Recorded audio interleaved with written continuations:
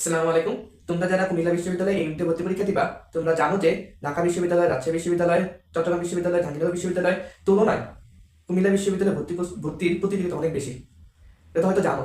তোমরা ওই প্রতিযোগিতার মধ্য থেকে একটি সিট যাতে তোমার হয়, তার জন্যই আমরা আলোকিত পাঠশালা কাজ করে যাচ্ছে, যাতে তোমাদের ভর্তি প্রস্তুতিকে আরো সহজ সরল করার জন্য। তো আর কথা না বাড়ে, আজ হায়ার ম্যাথের নবম অধ্যায় প্লাস আরো কিছু অধ্যায় এমনভাবে বোঝাবো যাতে ওইখান থেকে যে কোনো কোশ্চেন আসুক না কেন, তোমরা এক কোশ্চেনগুলো অ্যান্সার করে আসতে পারো। আচ্ছা, দেরি না করি শুরু করা যাক। প্রশ্নটা দিয়ে খেয়াল করে বলছে লিমিট এক্স টেন্ডস টু -5, উপর হচ্ছে এক্স স্কয়ার -25, নিচে হচ্ছে এক্স প্লাস 5। লিমিটের ম্যাথগুলো তো সলভ করছো ইন্টারে, কি কি করতাম? 0/0 ফর্ম যদি থাকতো তাহলে তা দূর করতে হতো, অথবা সামথিং ডিভাইডেড বাই 0, ধরো সামথিং ডিভাইডেড বাই 0 আমি লিখলাম না, a ডিভাইডেড বাই 0, এরকম ফর্মেটে যদি থাকে ওই ফর্মেটটাকে দূর করতে হতো। লিমিটের কাজই হচ্ছে এটা, তোমাকে 0/0 সামথিং ডিভাইডেড বাই 0 এরকম যে ফর্মেটগুলো আছে ম্যাথগুলো করার টাইমে ওই ফর্মেটগুলো মানে দূর করতে হবে। দেখো তো এই ম্যাথটা করার ক্ষেত্রে যদি তুমি -5 এখানে বসাও, এই যে এক্স এর পরিবর্তে -5 যদি বসাও, দেখো তো কি হয়, নিচে একটা 0 চলে আসে না? তো সামথিং ডিভাইডেড বাই 0 তো তোমাকে রাখা যাবে না, তাই না? তো ওই নিচে যাতে 0 না আসে ওই জন্যই তোমাকে কিছু কাজ করতে হবে। তো কি করা যায় দেখো তো? এটা থেকে দেখে কিছু মনে হচ্ছে? কিছু মনে হচ্ছে না যে উপরের অংশটা কোনো সূত্র যাইতে পারে? যাইতে পারে কিনা বলো? দেখো তো, লিমিট x টেন্ডস টু -5, উপরের অংশটা দিয়ে একটু খেয়াল করো, কি আছে x স্কয়ার -25, ওইটাকে লিখতে পারে x স্কয়ার -5 স্কয়ার, লেখা যায়?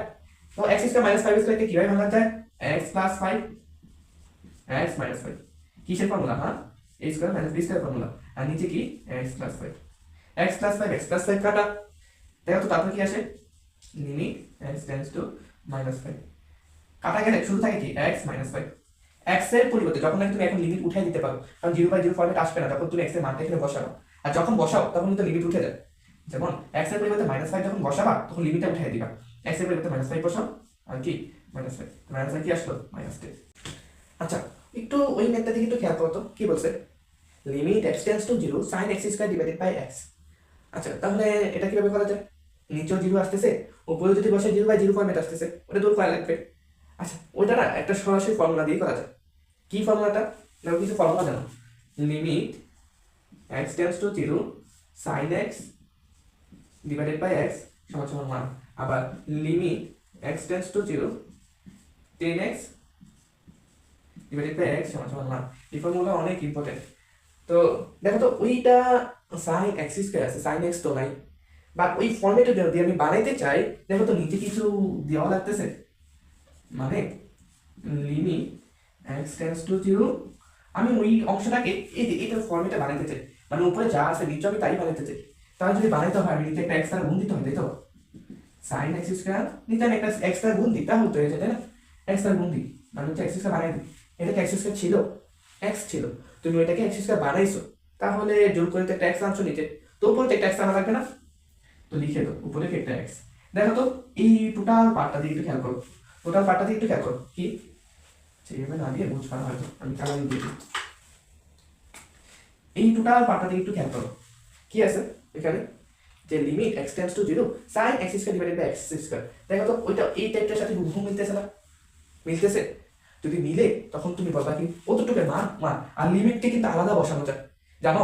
লিমিটকে কিন্তু আলাদা বসানো যায়, এতটুকুর সাথে যখন লিমিট বসাবা তখন মান কি আসছে? 1 ইনটু, আর ওইটার সাথে যখন মান বসাবা তখন কি? Limit x tends to 0 into x। এখন x এর থেকে যখন 0 বসাই দাও, তোমার আলটিমেট রেজাল্ট আসে কি? 0। Limit x tends to π/2 into 1 minus sin x divided by cos x। এখন লিমিট কি তুমি মান বসানোর পর যদি 0/0 ফর্মেট বা সামথিং বাই 0 ফর্মেট এরকম ফর্মেট থাকতো, ওইটাই দূর করা লাগতো, তাই না? এখন আদৌ কি 0/0 ফর্মেট আসতেছে কিনা, যে আমি এত কষ্ট করবো, তো কষ্ট করার আগে দেখি না 0/0 ফর্মেট আসে কিনা। না আসলে তো আমার অ্যান্সার হয়ে গেল, তাই না? দেখো তো, লিমিট আমি π/2 বসিয়ে দিই, বসে 1 মাইনাস sin π/2, sin π/2 cos π/2। আচ্ছা বলো sin π/2 মান কত? মানে sin 90 ডিগ্রি মান, sin 90 ডিগ্রি মানে 1 না, তো 1 মাইনাস 1। আর নিচে খেয়াল করো cos 90 ডিগ্রি মান, cos 90 ডিগ্রি মান কত? cos 90 ডিগ্রি মান হচ্ছে 0। তো 0/0 ফর্মেট আসতেছে, আসতেছে তো। এখন হয়ে গেল তো ঝামেলা, যে আমার 0/0 ফর্মেট আসতেছে, ওইটা তো আচ্ছা, এসব ম্যাথ করার জন্য একটু শর্টকাট আছে, শর্টকাট এটা রুলস একটা। তো ওইটা হচ্ছে, যদি কোনো ম্যাথে দেখো যে 0/0 ফর্মেট আসতেছে, তখন ওই যে পার্টগুলো আছে, যে উপরের পার্ট নিচের পার্ট, ওইগুলাকে থিটা হোক বা এক্স হোক ওইটার সাপেক্ষে তুমি অন্তরীকরণ করবে। যতক্ষণ পর্যন্ত না 0/0 ফর্মে চলে না যায় ততক্ষণ তুমি অন্তরীকরণ করবে। করার পর যখন দেখবা 0/0 ফর্মে চলে গেছে তারপরে করবা না। এটাকে বলে এল হপিটাল রুল। কি ল হপিটাল রুল বা এল হপিটাল রুল। কি বললাম যে তুমি যতক্ষণ পর্যন্ত না 0/0 ফর্মে চলে না যায় ততক্ষণ পর্যন্ত তুমি অন্তরীকরণ করো। আচ্ছা, 1 কে যদি তুমি অন্তরীকরণ করো কি আসে? 0 আসে, তাই না? লিখো 0। উপরে মাইনাস সাইন এক্স, আচ্ছা মাইনাসটা রাখি। সাইন এক্স কে তুমি যদি অন্তরীকরণ করো আসবে হচ্ছে কজ এক্স। কি বললাম? সাইন এক্স কে তুমি যদি অন্তরীকরণ করো আসে কি? Cos x. আর কজ এক্স কে অন্তরীকরণ করলে আসে হচ্ছে মাইনাস সাইন এক্স। বুঝছো?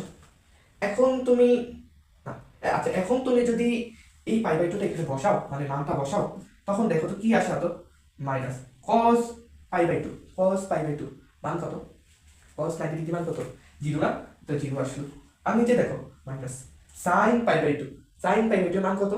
মানে হচ্ছে sin 90 ডিগ্রি, sin 90 ডিগ্রি মান কত? 1। তো দেখো তো এখন কি আর 0/0 ফর্মেট আছে? উপরে 0 থাকুক, নিচে যদি একটা সংখ্যা থাকে তার মানে তোমার কোনো ঘাবড়ানোর দরকার নেই যে উপরে তো 0 আছে। অ্যান্সার আসে আসলে 0। বুঝছো? দেখে কি ভয় পেতেছ যে এত বড় রুট, এতগুলো সংখ্যা, এটা কিভাবে করবো? পরীক্ষা হলে দেখলে ঘাবড়াবে না তো? একবার ইজি একটা ম্যাথ খেয়াল করো একটু।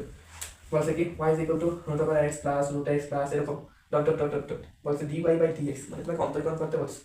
তো তুমি সিম্পলি কি করবা?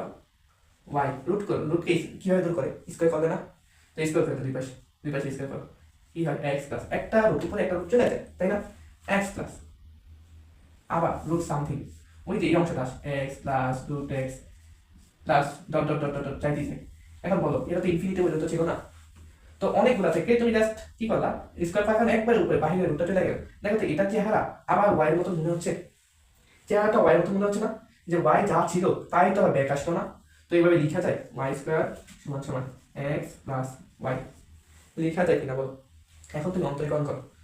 অন্তরীকরণ করলে তুমি ওয়াই স্কয়ারকে যখন অন্তরীকরণ করে তখন আসে কি? যেমন এক্স স্কয়ারকে যদি তুমি অন্তরীকরণ করো মানে হচ্ছে x to the power N K তুমি যদি অন্তরীকরণ করো তুমি পাবা হচ্ছে N x to the power N minus one.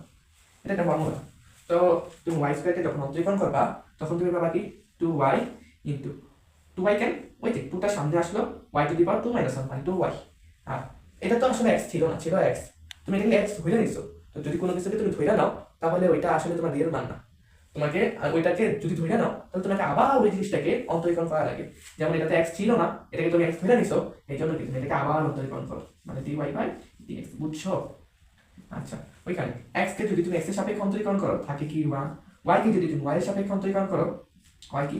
dy/dx। তো দুইটা dy/dx একসাথে এক সাইডে নিয়ে আসো, তো y dy/dx। ওইটা যদি এই পাশে আনতাম বিভাগায় থাকতো না? বলো তো বিভাগায় থাকতো মানে এরকম হইতো কিনা বলো? dy/dx ইকুয়াল টু কত? 1। এখান থেকে dy/dx কমন যায়, কমন গেলে থাকে কি? 2y minus 1। মানে dy/dx যদি আমি কমন নিই তো পরে থাকে কি? 2y minus 1। পরে এই dy/dx বের করার জন্য ওই 2y মাইনাস 1 টা গুণ ছিল না, ওই পাশে পাঠায় দাও, হয় কি? 1/2y minus 1। অনেক সময় এটাই আনসার হতে পারে। আর যদি পরীক্ষা হলে দেখো না y এর মানটা বসাই দিছে, জাস্ট এই মানটা এখানে বসানো থাকবে, তো তোমার আনসার কি? বুঝছো তো?